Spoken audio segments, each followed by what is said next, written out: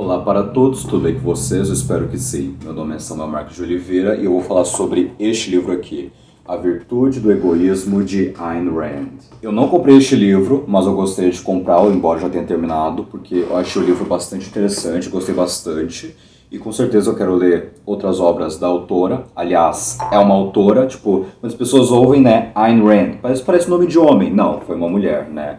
Foi uma mulher que nasceu na Rússia, né? Aí pôde ver lá a ascensão do comunismo, e ela não gostava do comunismo, ela se formou em história, e ela gostava muito de filosofia, né? E também gostava bastante de arte, então ela também aprendeu um pouco sobre escrever roteiros, coisas assim, certo? Ela gostava bastante da arte no sentido da literatura. Mas ela não gostava do governo, né? Não gostava da Rússia comunista, então decidiu sair de lá, chegou aos Estados Unidos, e chegou lá nos Estados Unidos e ocorreu a crise de 1929.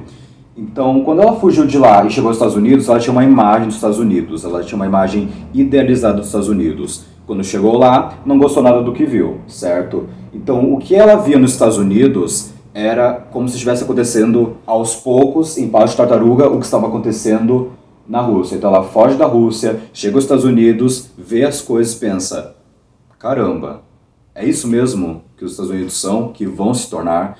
Então, ela decidiu fazer o quê? Ela decidiu desenvolver melhor a filosofia dela, e claro, ela estudou filosofia, ela gostava bastante de Aristóteles, de Tomás de Aquino, aliás, ela concordava bastante, tipo, o top filósofo para ela era Aristóteles, né, considerando aqueles outros dois, né, Sócrates e Platão, né, tem esses três, né, dos gregos, os principais, né.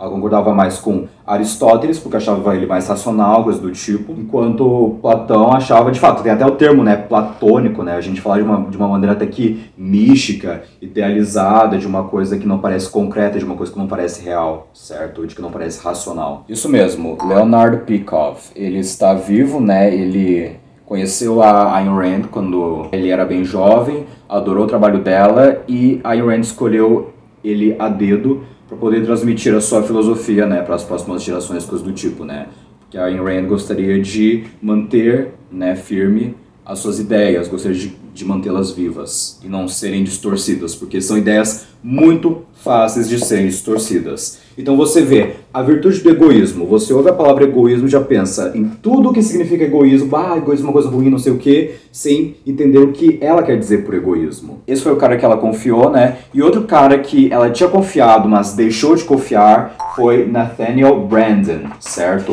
Este livro está com o nome de Ayn Rand, certo? Mas aqui há 19 ensaios, né, se a gente levar em consideração os capítulos. São 19 ensaios, a maioria deles são de Ayn Rand, mas alguns são de Nathaniel Branden, que é um psicoterapeuta.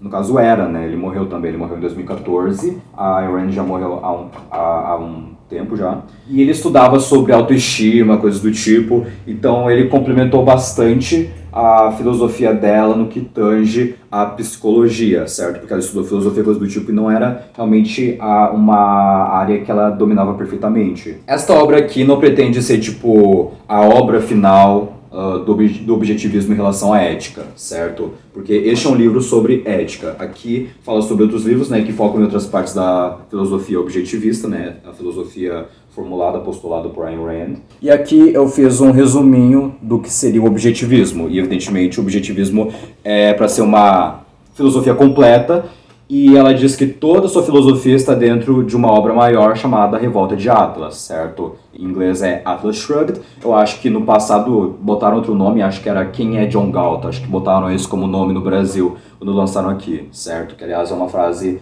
muito famosa, muito utilizada por objetivistas e pessoas de outros movimentos que são a favor do libertarianismo, são a favor do capitalismo, são a favor dos direitos individuais e assim por diante. Os objetivistas acreditam na existência da realidade, ou seja, você não pode negar a realidade. Tem uma frase famosa dela, mas que é atribuída a ela, mas não se tem certeza de que foi realmente ela quem proferiu, certo?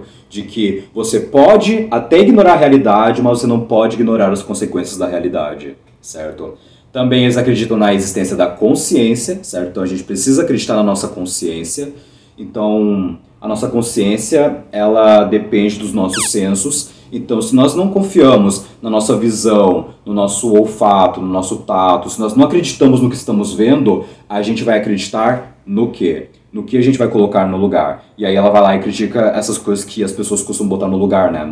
Por exemplo, o misticismo, certo? Então ela é anti-religião. Ela não era agnóstica, ela era ateia. Se a pessoa falar, a gente é agnóstico, a gente não pode provar, então se não tem como provar, tanto faz, né? Isso não importa. Então Deus não existe, assim como elfos não existem, doentes não existem, fadas não existem, unicórnios não existem. Se a gente pode afirmar essas coisas seguramente, a mesma coisa a gente pode fazer com Deus. Além da realidade e da consciência, eles também acreditam fielmente. Aliás, fielmente é uma palavra que eles não gostariam, porque fiel dá a ideia de fé, e eles não gostam de fé, eles gostam de convicção.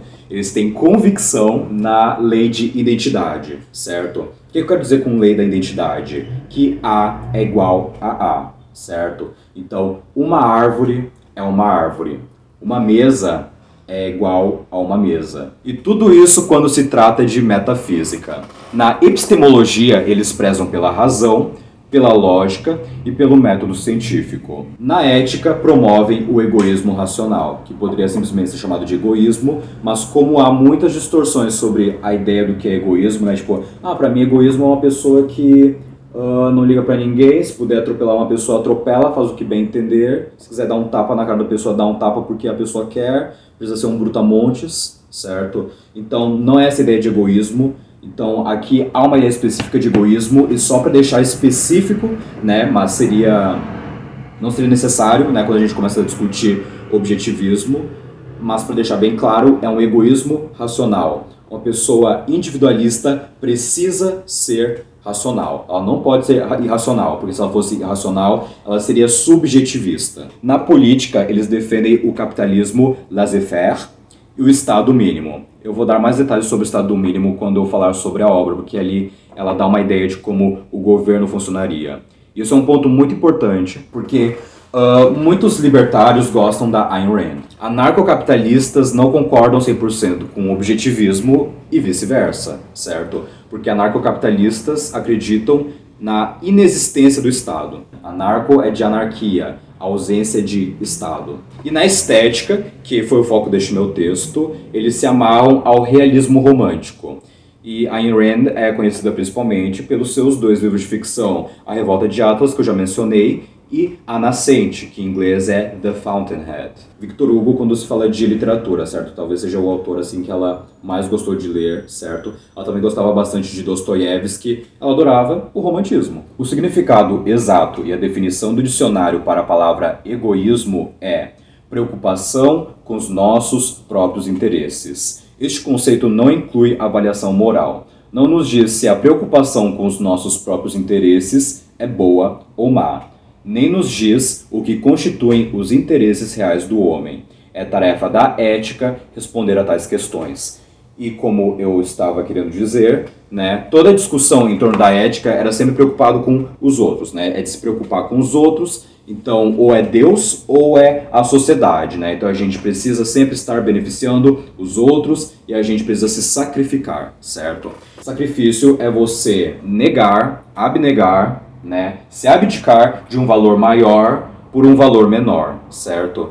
Então, o que é de valor maior é aquilo que beneficia você mesmo, certo? Porque nós temos uma inclinação, uma tendência ao egoísmo, certo? Mas é inclinação, certo? Isso não significa necessariamente que todo mundo é egoísta, tudo que a gente faz é egoísta e que o altruísmo não existe. Nananina, não. Não vamos confundir termos aqui. Se a sua ação beneficia a si mesmo, né, se a ação que eu realizo me beneficia, então é uma ação egoísta. Se a minha ação não me beneficia, me prejudica e beneficia os outros, aí sim isso é altruísmo. Que, interessantemente, pelo visto, foi um termo cunhado, certo? Não foi um termo tipo, tem a palavra egoísmo e tem a palavra altruísmo, aí um termo assim jogado que as pessoas inventaram do nada. Não. Auguste Comte praticamente cunhou esse termo.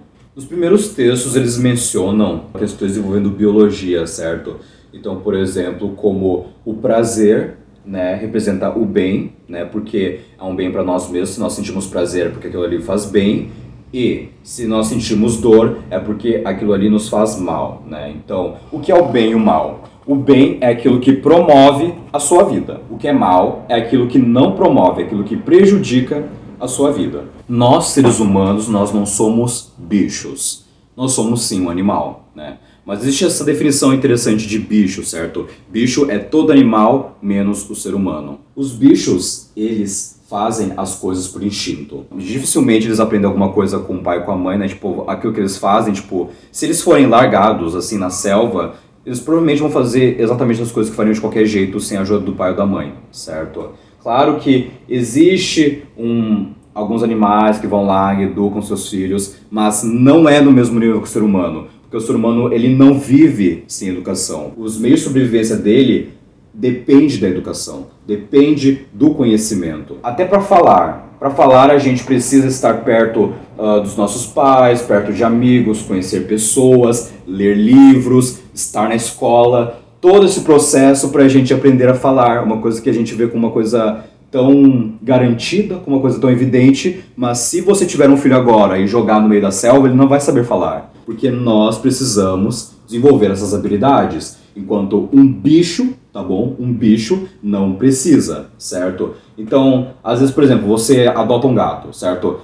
Todos os meus gatos, eles vão lá na caixinha de areia e fazem assim, certo? O pai, a mãe não precisaram chegar e mostrar, tipo, é assim que se faz. Diferente de nós, né? A gente... Eu sei que eu tô falando de umas coisas nojentas agora, fui dar logo os piores exemplos, os exemplos mais nojentos, mas a gente precisa ser levado ao pinico, certo? Então, o nosso pai, a nossa mãe vão lá, nos colocam no pinico, é aqui que você precisa fazer, e é assim que a gente aprende, né? Pra fazer uma continha, a gente faz uma continha basicona, assim, de matemática. 1 mais 1, 2, 2 mais 2, 4, 4 mais 4, 8...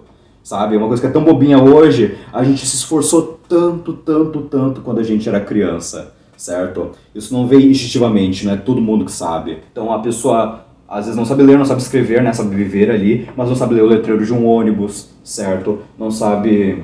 Enfim, uma coisa bem triste, certo? Como é que essas pessoas desenvolvem essas habilidades? Estudando, treinando, aprendendo. Isso é uma grande necessidade do ser humano. O ser humano precisa de conhecimento. Ayn Rand não era contra a convivência em sociedade. Pelo contrário, ela é a favor de uma sociedade, de uma comunidade de valores racionais. É isso que ela quer. Porque o que acontece? Se você não tiver isso e todo mundo realmente viver como egoístas no sentido errado da palavra, vamos por assim dizer, né? A gente viveria em uma grande selvageria, né? E a nossa maior preocupação na vida seria realmente só a sobrevivência. E quando a sua vida é apenas a sua sobrevivência, é uma vida miserável. A gente quer uma vida em sociedade, né, em que cada um defende os seus próprios interesses, né? Então nós vamos fazer trocas voluntárias, nós não vamos fazer nada coercitivamente, nós não vamos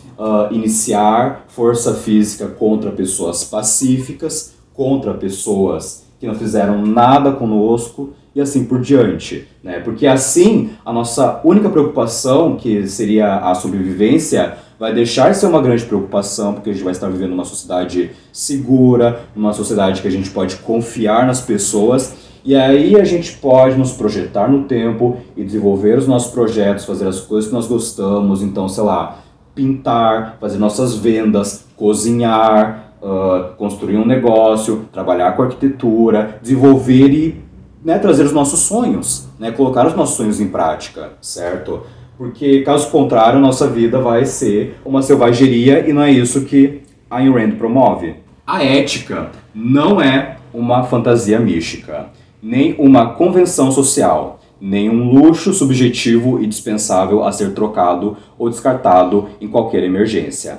A ética é uma necessidade objetiva e metafísica da sobrevivência do homem. A vida do homem é um todo contínuo.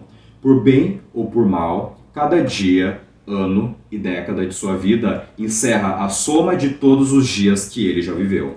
Ele pode alterar suas escolhas, ou seja, o objetivismo acredita na ideia de livre-arbítrio. É uma filosofia que é contra o determinismo, deixando isso bem claro. Ele pode alterar suas escolhas, ele é livre para mudar a direção de seu rumo, ele é até mesmo livre para, em muitos casos, reparar as consequências de seu passado, mas ele não é livre para escapar delas, nem para viver sua vida com impunidade segundo as necessidades do momento, como um animal, um playboy, um marginal. Se o homem quer ser bem-sucedido na tarefa da sobrevivência e para que suas ações não sejam dirigidas para a sua própria destruição, o homem deve escolher seu rumo, entenderam? Escolher o seu rumo. Não é a Ayn Rand que vai dar o rumo para você. A vida ideal é essa aqui. A filosofia é isso aqui que você precisa fazer. Você precisa fazer isso aqui, isso aqui, isso aqui. Não necessariamente isso que a Ayn Rand está pedindo. Tipo, você precisa ter tal tipo de profissão, tal tipo de coisa, não é isso que ela quer. Você precisa buscar o seu rumo. O homem deve escolher o seu rumo, seus objetivos, seus valores nos termos e no contexto de uma vida. De novo, a Ayn Rand não está falando, olha, aqui estão os valores, se você for contra esses valores, você está pecando, né? Como se fosse um novo tipo de religião, sabe? Não, não é isso que a Ayn Rand quer, vamos deixar isso bem claro. E ainda, nenhuma sensação, percepção, impulso ou instinto, entre aspas, pode fazê-lo. Apenas sua mente pode. De todo modo, ela menciona alguns valores, né? Algumas virtudes. Então, existe a virtude da racionalidade, existe a virtude da produtividade, então o homem ele deve ser produtivo, o homem ele deve trabalhar, é assim que ele vai obter e buscar a sua felicidade, a virtude da racionalidade, a virtude da produtividade e a virtude do orgulho, certo? O que significa orgulho? É soberba? Hahaha? Não, não é isso. A virtude do orgulho é o reconhecimento do fato de que, assim como o homem deve produzir os valores físicos que necessita para sustentar sua vida, assim também ele precisa adquirir os valores de caráter que fazem sua vida merecer ser sustentada. Que, assim como o homem é um ser que faz sua própria fortuna, assim também é um ser que faz sua própria alma, ou seja, autoestima. Você deve ter autoestima. A virtude do orgulho pode ser melhor descrita pelo termo ambição moral. Significa que o indivíduo deve conquistar o direito de considerar a si próprio como seu mais alto valor, através da realização de sua própria perfeição moral. A perfeição moral se conquista não aceitando jamais códigos de virtudes irracionais, impossíveis de serem praticadas, e nunca deixando de praticar as virtudes que se reconhece serem racionais. Se conquista não aceitando jamais uma culpa não merecida e nunca merecendo alguma, ou, se efetivamente a mereceu, nunca deixando-a sem correção, nunca resignando-se passivamente diante de qualquer imperfeição em seu caráter pessoal, não colocando jamais nenhuma preocupação, desejo, medo ou estado de espírito momentâneo acima da realidade de sua própria autoestima.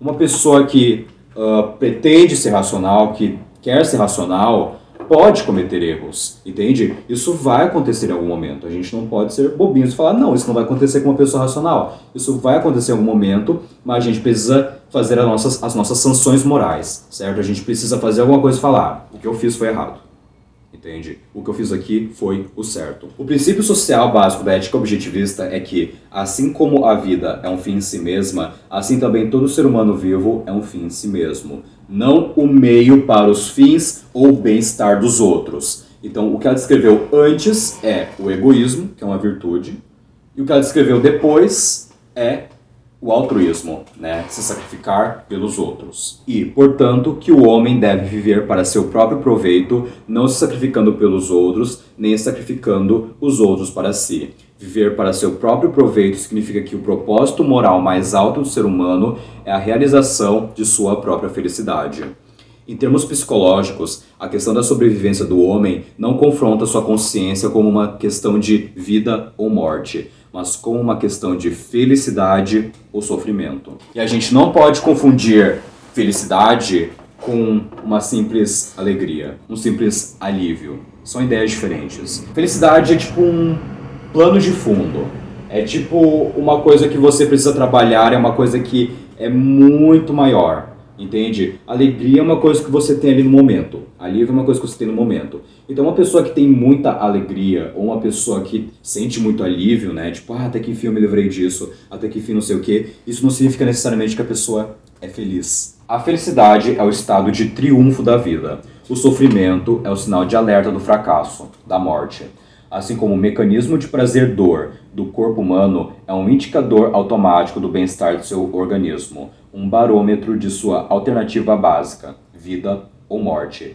Também o mecanismo emocional da consciência do homem está programado para executar a mesma função. como um barômetro que registra a mesma alternativa por meio de duas emoções básicas, alegria ou sofrimento. As emoções são os resultados automáticos dos juízos de valor do homem integrados pelo seu subconsciente.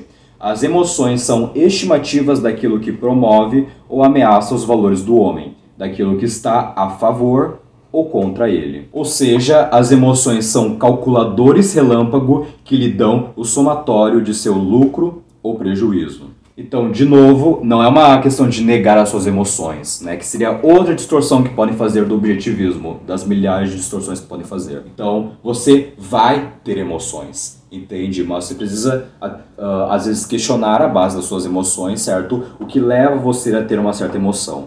Então, a forma como você percebe o mundo, né? Então, a interação entre mente e matéria, a forma como você percebe o mundo, o futuro, a humanidade, essas questões são metafísicas. E quando você se estabelece metafisicamente, aí você consegue desenvolver emoções, né? Pelo menos é a ideia do livro, tá bom? Eu posso estar, né, falando uma coisa que, enfim, não é uma coisa que eu estou tirando da minha cabeça, tá bom? Eu estou me baseando no livro. As emoções vão estar de acordo com as suas crenças. Então, às vezes, uma mesma pessoa pode se sentir feliz e a outra pode se sentir... Feliz não, vai se sentir alegre, vamos assim dizer, e a outra vai se sentir agoniada com a mesma coisa. Por quê? Porque as duas pessoas, né, têm crenças diferentes, convicções diferentes sobre o que estão analisando, sobre o que estão vendo. Ayn Rand fez uma coisa que muitos outros defensores do capitalismo não fizeram, certo? Que é uma defesa moral do capitalismo. Porque muitas pessoas, até hoje, pessoas que são a favor do capitalismo dizem: eu sou a favor do capitalismo porque é o melhor sistema. O capitalismo é bom porque ele é melhor do que o socialismo. Eu acredito no capitalismo porque o capitalismo faz coisas maravilhosas, não sei o que, blá blá blá. Mas tem base moral? Não tem nada a ver com isso, a questão de economia não tem nada a ver, uma coisa não tem nada a ver com a outra, certo? Ayn Rand faz uma coisa diferente. Ela diz que o capitalismo tem uma base moral, certo? Ela não diz que é amoral, não diz que é imoral, diz que é moral. Ayn Rand diz: não tentarei numa breve preleção discutir a teoria política do objetivismo, isso na página 44. Aqueles que estão interessados a encontrarão bem detalhada em Atlas Shrugged, né? Então, a Revolta de Atlas, que é um livro gigantesco, é um calhamaço. Será que eu vou ler algum dia? Talvez eu leia. Eu vou ver essa possibilidade, ok? Eu vou ler essa Bíblia, né? Que dizem que é a Bíblia dos capitalistas, a Bíblia dos objetivistas, certo? Eu quero ler algum dia. Mas acho que eu vou começar a ler obras menorzinhas, né? Tipo, por exemplo, The Fountainhead, como é que é em português mesmo? A Nascente. Acho que eu vou começar lendo A Nascente. O que vocês acham? Daqui a pouco trazer uma resenha no canal sobre isso. Seria interessante. Direi somente que cada sistema político é baseado em e originado de uma teoria ética. E que a ética objetivista é a base moral exigida por aquele sistema político-econômico que hoje está sendo destruído em todo o mundo. Destruído precisamente por falta de uma defesa filosófica e de uma validação moral. O sistema americano original, o capitalismo. Se ele perecer, perecerá por negligência, falta de exploração e de identificação. Nenhum outro assunto tem sido tão ocultado por tantas distorções, falsos juízos e descrições enganosas. Atualmente, poucas pessoas conhecem o que é capitalismo, como funciona e qual foi sua história real. E aqui, como eu disse, ela se refere ao capitalismo laissez-faire. Então, vocês já ouviram quando os comunistas dizem o comunismo nunca foi colocado em prática? Ayn Rand faz exatamente a mesma coisa, só que com o capitalismo. O capitalismo nunca foi colocado em prática. O que existe, então, seria um degradê, certo? Então, cada país está ali num degradê ou está ali numa mistureba, né, de filosofias, então é uma mistureba enorme. Então, dá para dizer que sim, os Estados Unidos são bastante capitalistas, mas ali tem uma mistura de socialismo, há uma mistura de fascismo, há uma mistura de várias filosofias que são incoesas e criou toda essa barafunda, certo? Os Estados Unidos, então, tem uma tendência capitalista. A China é outro lugar que as pessoas têm uma certa dificuldade de escrever, porque você vê vários aspectos deles que você fala, olha, é um país socialista, mas você vê alguns elementos e pensa, mas parando para pensar, eu acho que a China é capitalista. Então, o lugar é um Frankenstein, certo? Então, praticamente todos os países do mundo são verdadeiros Frankensteins dessas filosofias, doutrinas. Porém, Ayn Rand afirma mais ou menos o seguinte, né? Eu li em inglês isso, eu já não sei nem como traduzir direito em português, mas que a gente deve pegar um contexto, qualquer coisa, e sempre levar ao seu lógico extremo. Faz sentido isso que eu estou falando? O seu extremo lógico, tá? Então tá bom. O Brasil está na situação que a gente está hoje, tá? Mistura de capitalismo, mistura de socialismo, uma mistura de várias filosofias e doutrinas. Qual é a tendência do Brasil? Se o Brasil continuar assim, ele vai para que lado? Ele vai para o lado do socialismo ou vai para o lado do capitalismo? E os Estados Unidos? Vai para o lado do socialismo ou vai para o lado do capitalismo? É aquele problema da pessoa que é de centro, certo? Que não tem as convicções assim, bem estabelecidas. A pessoa está ali no meio, sei lá, em relação à religião, certo? Uma hora essa pessoa vai cair no ateísmo, ou uma hora essa pessoa vai cair num certo, vamos por assim dizer, num certo fundamentalismo religioso. Para algum lado vai pender, e a tendência vai indo. Você vai para um lado ou você vai para o outro. Então é muito difícil você se manter nesse meio, sabe? Muitas pessoas têm esse desejo de, não, eu não quero estar ali no meio, desculpa, eu quero estar no meio, eu não quero ser extremo, sabe? E hoje, ser chamado de extremista é uma ofensa. Mas a própria Ayn Rand, ou talvez o Nathaniel Branden, sei lá qual foi o texto aqui, porque são ensaios misturados, né? Mas o que significa ser extremo? Ele é um extremista. Significa que a pessoa está vivendo de acordo com o quê?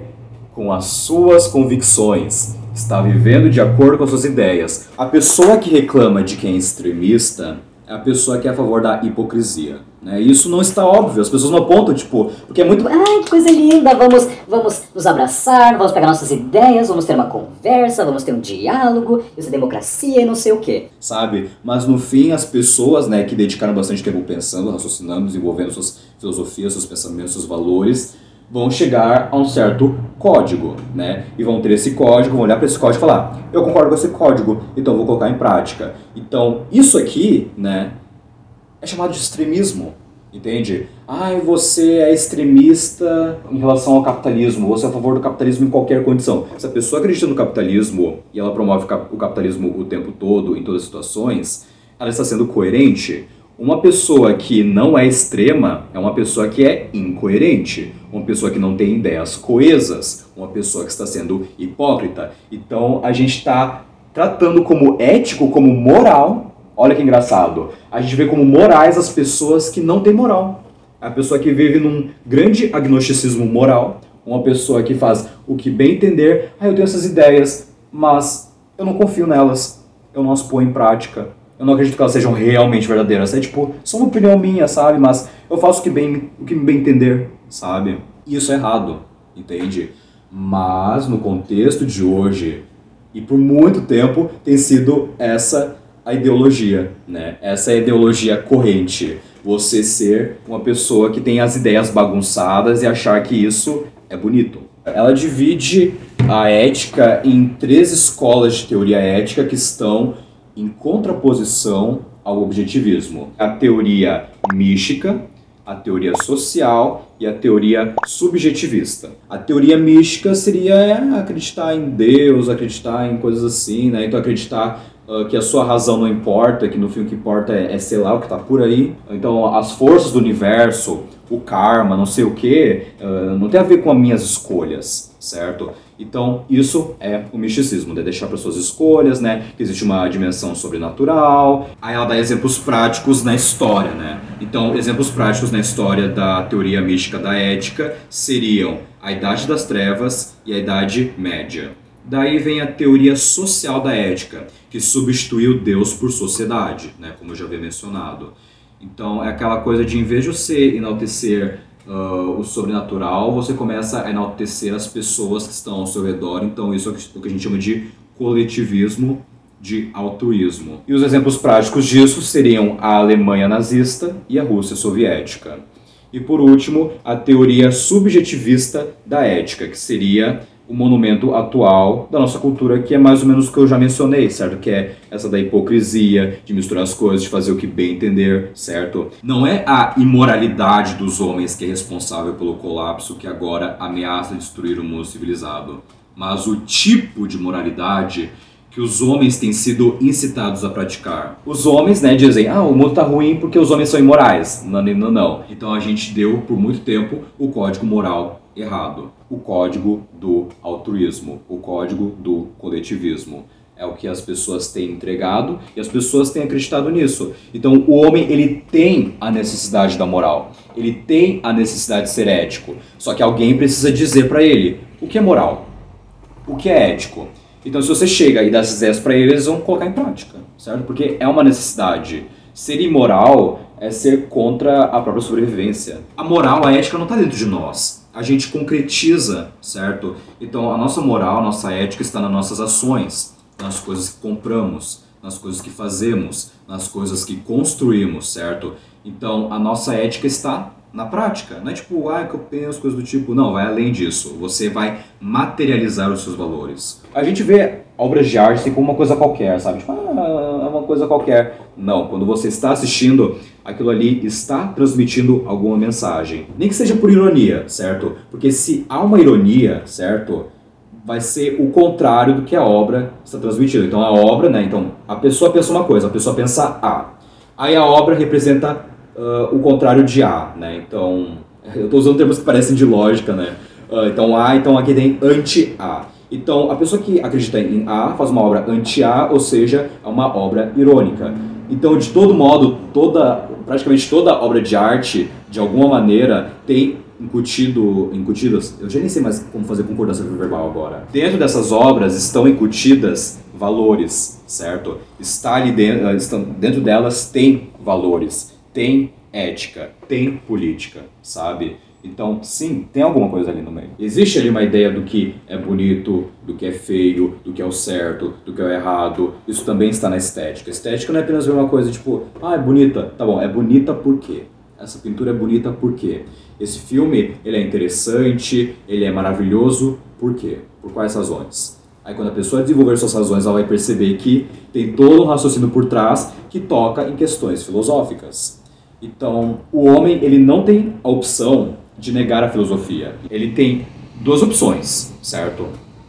Ou desenvolver uma filosofia coesa que faz sentido, ou ficar catando frasezinha na internet e desenvolver uma maçaroca dessas ideias, que é praticamente a ideologia corrente de hoje, certo? Então, você não pode escapar da filosofia. A filosofia está na sua vida. Aqui tem um ensaio da Ayn Rand chamado A Vida Não Requer um Pacto? Isso é uma pergunta, certo? Um pacto é um ajuste de reivindicações conflitantes por meio de concessões mútuas. Isto significa que ambas as partes num pacto possuem alguma reivindicação válida e algum valor a oferecer reciprocamente. E isto significa que ambas as partes concordam a respeito de algum princípio fundamental. Esse ponto é importante. De algum princípio fundamental que serve como base para a sua negociação. Porque se isso não existe, não é pacto. Aí ela traz o exemplo. Não pode haver um pacto entre o dono de uma propriedade e um ladrão. Oferecer ao ladrão uma única colher de chá de sua prataria não seria um pacto, mas uma rendição total. O reconhecimento do direito deste sobre a propriedade daquele. Que valor ou concessão o ladrão ofereceu em troca? E uma vez que o princípio das concessões unilaterais é aceito como base de um relacionamento por ambas as partes, é apenas uma questão de tempo antes do ladrão se apoderar do resto. Como um exemplo deste processo, observe a atual política exterior dos Estados Unidos, certo? O texto foi escrito em julho de 1962. Eu estava vendo uma participação do Leonard Peikoff, né, por assim dizer, o descendente intelectual da Ayn Rand, falando sobre a política exterior dos Estados Unidos, e ele disse que os Estados Unidos são uns wimps, né, são uns bananas. Certo. I think if Clinton were to be impeached, it shouldn't be because of who he slept with or played with in the White House. It should be because he allowed Hong Kong to be taken over by Red China. That is such a traitorous action, to allow the one bastion of freedom over there, the greatest bastion of freedom, to be taken over by this corrupt, vicious country, and to turn the other cheek and say, yes, it's fine with us, when he's the only superpower left in the world. He wouldn't even have had to go to war. He would just simply have had to say, keep your nose out of Hong Kong, and we mean it. But of course, no one believes the United States in foreign policy because the United States is a total wimp.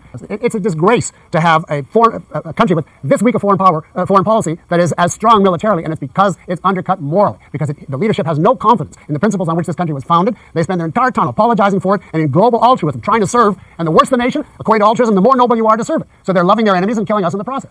Então, como assim os Estados Unidos vai fazer alguma coisa a respeito de uma ditadura e vai fazer alguma coisa contra essa ditadura? Por que os Estados Unidos não fazem uma coisa a favor dessa ditadura? Por que não fazem uma negociação? Então, como é que alguém pode ser bom negociando com o mal, né? Se a pessoa se percebe como boa, né? Se a pessoa percebe que ela está do lado certo, por que ela está negociando com o lado que considera errado? Não pode haver pacto entre a liberdade e o controle governamental. Aceitar apenas um pouco de controle é renunciar ao princípio dos direitos individuais inalienáveis e substituí-lo pelo princípio do poder arbitrário e ilimitado do governo, entregando-se assim à escravidão gradual. Como um exemplo deste processo, observe a atual política interna dos Estados Unidos. Então a gente tem sempre a tendência de separar tudo, né? Então, economia é uma coisa totalmente diferente, né? Uma coisa totalmente distante da política. E a política é totalmente distante da moral. A gente tem essa tendência, quando na verdade tudo está interligado. Ou como a Ayn Rand diz, tudo está integrado, né? Então a gente precisa fazer a integração. Dentro da nossa cabeça nós vamos integrar nossas ideias e as nossas ideias precisam ser coerentes entre si. Uma pessoa que tem, eu vou adotar um pouquinho dessa ideia, dessa filosofia, um pouquinho dessa filosofia, agora um pouquinho dessa filosofia, vai ter uma mente incoesa, vai ter uma mente incoerente, vai ter pensamentos incoerentes, não vai entender exatamente de onde está vindo seus pensamentos, quais são suas premissas, o que baseia os seus pensamentos, certo? Então, é por aí. Não pode haver nenhum pacto sobre princípios morais. Em qualquer pacto entre a comida e o veneno, somente a morte pode vencer. Em qualquer pacto entre o bem e o mal, somente o mal pode lucrar. Os construtores de monumentos. Qual a ideia básica do texto? E esse texto eu achei muito interessante. Ditadores, eles dependem da imagem, certo? Da imagem que eles transmitem, certo? Eles precisam ser, tipo, semideuses, deuses na Terra. Isso pode ocorrer de maneiras muito sutis, porque é muito óbvio, né? É evidente você ver, sei lá, uma estátua de Mao Zedong, né? Porque agora não se fala Mao Tse Tung mais, se fala Mao Zedong, e é feito de ouro, sabe? Você vê aquilo e pensa, meu Deus, que coisa ridícula. Agora, tem outras coisas que a gente precisa analisar com mais profundidade e levar o contexto em consideração, porque não está tão óbvio, mas está na nossa cara, certo? E gera esse viralatismo, certo? Trazendo esse termo do Nelson Rodrigues, né? Eu vou mostrar como é que isso acontece, tá bom? Considere, por exemplo, quando alguém faz uma viagem para o Egito. Aí chegando lá, vê aquelas pirâmides, vê a esfinge. Nossa, coisa mais bonita, as pessoas se esforçaram, se dedicaram para construir isso, agora eu estou vendo, ai, coisa mais linda. Aí você vai para a China, aí na China tem a muralha da China, naquela coisa assim, gigantesca, longa, aí você vê, nossa, que coisa deslumbrante, que coisa espetacular, que coisa encantadora, estou até chorando, cry, cry, cry aqui. Caramba, isso, né, é tão lindo, e aqui no Brasil não tem nada, no Brasil não tem nada. Nos Estados Unidos não tem nada grandioso, então nós de fato somos medíocres, certo? Então se a gente não tem coisas gigantescas, isso significa que nós somos piores, não é mesmo? Nós somos inferiores. Não. Quando você vê alguma coisa muito bonita, tipo o Coliseu, o Palácio de Versalhes, você vê e pensa que é bonito, mas a história por trás não é bonita. Porque quem construiu foram praticamente escravos, né, no sentido da palavra de pessoa que está fazendo aquilo coercitivamente, certo? Hoje existe até uma confusão em relação à palavra escravo, né, porque as pessoas ouvem escravo e pensam, é uma pessoa que foi vendida. Nem sempre. Uma pessoa pode ser escrava por estar fazendo, porque aliás é uma definição até que conveniente, certo? Porque você pode falar, ele não é escravo, ele não está sendo traficado, isso não é escravidão. Certo? As pessoas podem chegar e falar isso pra você, bem na sua cara. Porque escravidão não é só isso. Isso é escravidão, mas não é só isso. Escravidão é você fazer alguma coisa involuntariamente, contra a sua vontade. Isso é uma coisa que as pessoas de várias ideologias políticas, de várias crenças, precisam esconder, certo? Porque a definição de escravo como alguém que é apenas traficado, né? Uma pessoa que é traficada de um país para o outro, por exemplo, é uma definição muito conveniente, certo? Então, essas pessoas que construíram essas coisas maravilhosas, esses monumentos, foram escravos. Então, até os monumentos, uns vários monumentos mais bonitos que nós temos aqui no Brasil, também foram feitos por escravos, foram feitos involuntariamente. Por que a gente constrói menos monumentos hoje? Porque hoje, embora a gente viva nesses conflitos, coisas do tipo, a gente vive num lugar melhor do que antigamente, em que as pessoas têm um pouco mais de liberdade. Hoje nós temos mais direito à propriedade, entende? Nós temos os nossos direitos individuais um pouquinho mais preservados. Não totalmente, não garantidos, eles não são inalienáveis, porque com uma canetada as coisas já mudam a qualquer momento, mas é por aí, certo? Porque a gente não está construindo coisas tão grandes, tão magnificentes ultimamente, justamente porque a gente não está obrigando, tipo, sei lá, a tua família inteira e a família de todos os teus colegas de trabalho, de todos os teus amigos, a construir só essa coisa. Vocês não têm direito de ter a vida de vocês, de fazer as coisas que vocês querem, de ter seus objetivos, ter uma família, construir alguma coisa, ter um trabalho, um negócio de sucesso, arte. Dane-se, você precisa pensar nas gerações futuras, certo? Então esses ditadores, eles sempre estão prometendo, né, para gerações futuras, né? Então hoje você sofre, mas pense no seu filho, pense no seu neto. Eles vão ter um futuro maravilhoso. Então hoje você precisa se escravizar. Essa é a ideia por trás desses ditadores e até de certos governos hoje que a gente não vê como ditaduras, mas que com certeza tem essa ideia embutida, velada, bem escondidinha. E esses ditadores, eles estão buscando um prestígio que não possuem. Então eles não foram reconhecidos, ele é benevolente ou coisa do tipo. Não, eles primeiro precisaram pegar todas as pessoas, escravizar as pessoas para fazer as coisas deles, estão construindo coisas políticas do tipo, para depois serem elogiados, certo? Eles não foram elogiados desde o começo. Então eles estão buscando um prestígio que eles nunca tiveram, que eles nunca mereceram. Aqui já pendeu para um lado mais artístico, mas aquelas pessoas que falam do bem da humanidade, ou por um ideal nobre, certo? O futuro da raça humana, não sei o que. Você precisa se abdicar de alguns dos seus direitos, porque assim você vai garantir um futuro maravilhoso para os seus filhos, para os seus netos, sabe? E hoje até existe filosofias tipo o antinatalismo, certo? De pessoas que não querem ter filhos porque acreditam que o nosso futuro vai ser horrível, vai ser miserável. E como ela fugiu da Rússia, e ela não gostava da Rússia desde o começo, sabe? Não é tipo apenas do comunismo, não gostava da Rússia no geral. Antes mesmo do comunismo, ela não gostava do coletivismo da Rússia, né? Não é tipo, ela não faz um ataque apenas ao comunismo, ao socialismo, que é uma parte que é muito conveniente para as pessoas. Eu adoro a Ayn Rand, né? Porque ela fala mal do comunismo e do socialismo, mas ela também fala de religiões, mal de religiões. Ela fala mal sobre certos liberais, ela fala mal de todo mundo, por isso que ela é tão odiada. Ela é odiada justamente porque ela aponta o dedo na cara de todo mundo. Entende? Porque ela faz o quê? Porque ela faz sanções morais. Ela olha e fala, isso aqui está errado. Isso deixa as pessoas muito desconfortáveis, porque eu não quero ser visto como uma pessoa que está fazendo coisas erradas, sabe? Eu não sou uma pessoa ruim.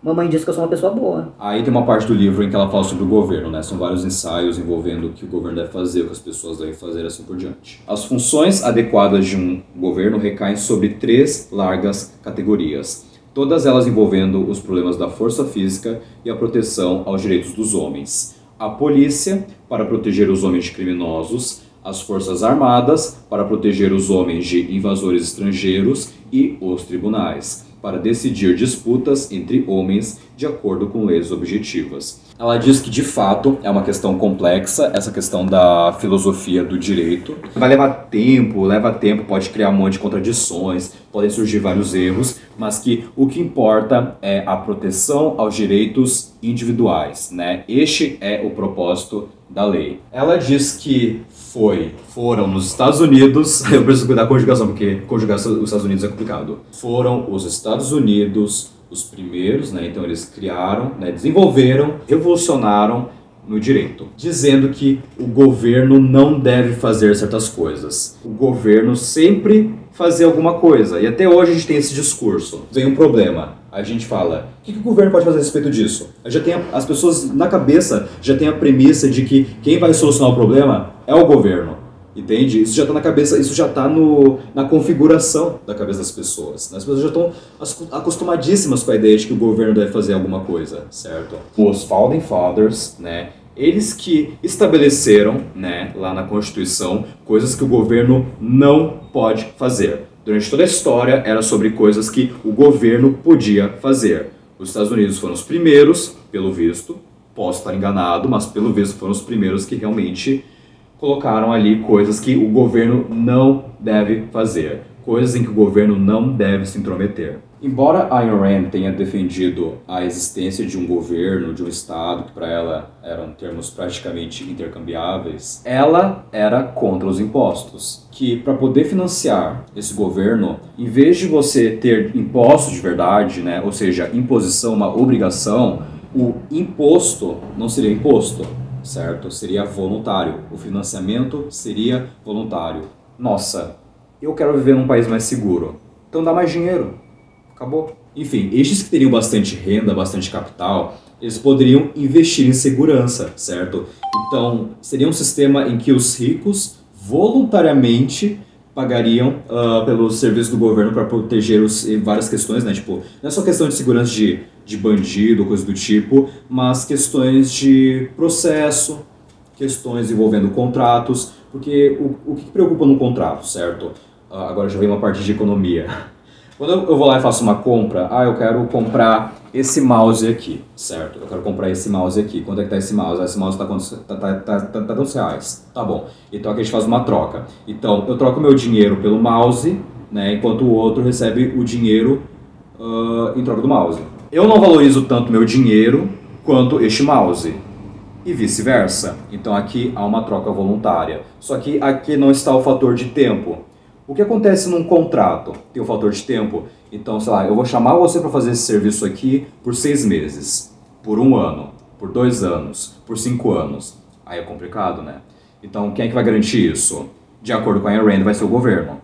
Outros, né, por exemplo, anarcocapitalistas, libertários, vão argumentar que é possível ter empresas de arbitragem, por exemplo, coisas do tipo. O sagrado direito à estagnação. É sobre o que ou sobre quem? É sobre aquelas pessoas que acham que têm o direito à estabilidade. E aí eu vou ter estabilidade, vou trabalhar exatamente com as coisas que eu aprendi na escola e na faculdade, isso é o suficiente para mim, e eu vou ir até a minha aposentadoria fazendo exatamente a mesma coisa. Entende? Isso seria o direito à estagnação. Isso seria o tal do direito à estabilidade. Né? Isso aqui é entre aspas, porque você não deveria ter esse direito. Hoje, né, com as leis que a gente tem hoje no Brasil, você meio que tem. Tem um monte de profissões aí que são protegidas, tem um tratamento especial, certo? Então, a gente precisa manter a estabilidade desses, enquanto os outros, eles não ficam na estabilidade. Então, sempre tem alguém que está fora da estabilidade. Quase sempre quem? Os empresários e os empreendedores, certo? Aqueles que estão se arriscando e que estão indo ali no mercado de trabalho de verdade, indo lá e lidando com a selvageria do livre mercado. Porque a narrativa que a gente tem hoje é de que todo banqueiro vai te ferrar, que todo empresário vai te ferrar, especialmente os grandes empresários vão te ferrar, né? Então essa é a ideia que tem hoje. Se estivermos aqui de acordo com as ideias de Ayn Rand, isso não aconteceria num capitalismo livre, laissez-faire, né? Termo francês para deixar as coisas acontecerem, né, as coisas como são. Então, assim como há uma separação entre igreja e Estado, há uma separação entre Estado e economia, certo? É uma coisa que a Ayn Rand vivia falando. Daí, o 17º texto é sobre racismo. E ela argumenta, né, que o racismo é a forma mais primitiva de coletivismo. É você olhar para uma pessoa, olhar para a cor de pele dela e falar, você não vale, ou olhar para uma pessoa que tem uma cor de pele que é parecida com a sua, que tem uma característica parecida com a sua e pensar, aí é minha família, é camaradagem, certo? Estes dois são exemplos de racismo, porque é uma coisa primitiva e é uma coisa que não é racional, não há nada de racional no racismo. O racismo não faz sentido, primeiro, por razões éticas, por razões morais, mas também simplesmente não faz sentido quando a gente fala sobre pureza racial, certo? Quase ninguém é puro, sabe? Eu sou uma mistura de, sei lá, de português com indígena e de outras pessoas que eu nem sei, sabe? Porque eu não tenho nem minha árvore genealógica bem feitinha, sabe? Outras pessoas também são assim. Hoje a gente classifica, né? Você é branco, você é negro, daqui a pouco pardo, daqui a pouco você é asiático e é só isso, sabe? No IBGE é tipo 4 ou 5 opções, né, que você pode escolher.